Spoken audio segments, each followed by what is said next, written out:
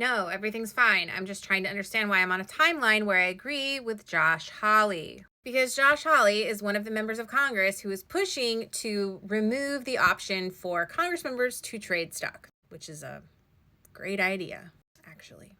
With all joking aside, I actually was pretty impressed with how far Congress has come with their efforts to eliminate insider trading because they're going to eliminate stock trading altogether. Like we've all been saying, right? Like if you can't own stocks, you can't commit insider trading. See how that works? So easy. This would also extend to their spouses and their dependent children, basically immediate family members, and also the president and the vice president. It would prohibit members of Congress from purchasing stocks after 2025, and any new members of Congress that come in for the 2027 class would have to divest entirely. Senator Hawley and Senator Merkley introduced the Ethics Act, ending trading in congressional, oh my God, how do I spell? Not even close. Ending trading and holdings in congressional stocks Act, which they brought to the floor last year, along with Senator Peters, Senator Ossoff, and then of course Merkley and Hawley. And it's trying to improve upon the current act, the Stock Act, which tells Congress they can't participate in insider trading. It's clearly stopping people. The analysis shows that U.S. stock makers traded upwards of $113 million last year. Some of us have been very vocal about our suspicions of congressional insider trading, which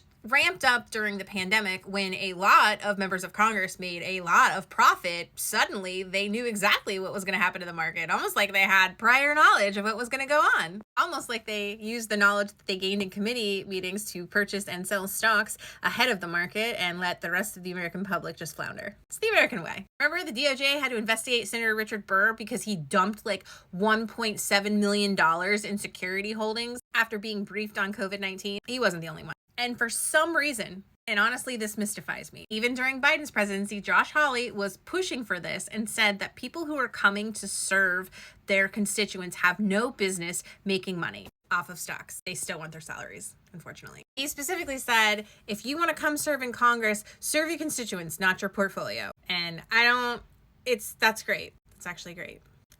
This improves upon the current law for many reasons. Number one, the current policy requires that all members of Congress divulge what stocks they've purchased. They have a time period to do it within, I think, 30 days. And if they don't do it, they're fined $200. $200. What an incentive for these people, many of which have millions and millions of dollars. So a lot of Congress members weren't reporting. It was difficult to prove who was benefiting from the information from their position versus those that just got lucky, but we knew.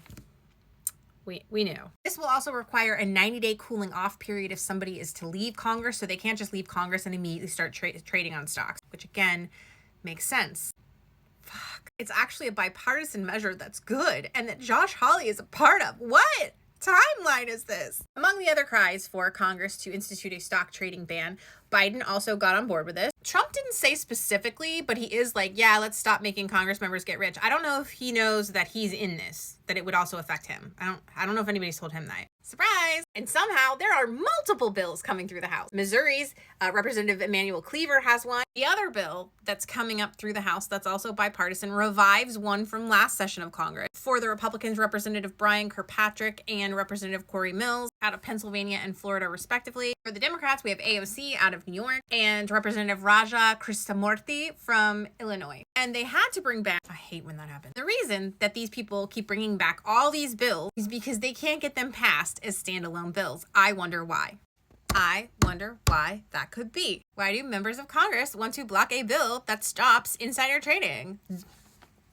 Previously, Democrat Representative Abigail Spanberger introduced a blind trust version of the bill, which would have required Congress to put all of their stocks into a blind trust they could not touch. She left Congress to try to be governor of Virginia. That happens next year, so look out for that. But that got 80 sponsors, 80 co-sponsors. So another bipartisan bill would revive this version, the blind trust version. And that's spearheaded by Representative Seth Magaziner. Oh my God, I know I did that wrong. I'm so sorry, Rhode Island. And also Seth. The other one is Republican Chip Roy from Texas. There is absolutely no reason why members of Congress should be allowed to trade stocks. And while we're here, they also shouldn't be able to receive campaign donations from corporations or anybody in large amounts. So can we do that next? Anyway, call them up on the phone and let them know how you feel about this. Keep pestering them because eventually, if it is an issue that determines whether they take office or not, they might actually do what we want them to do.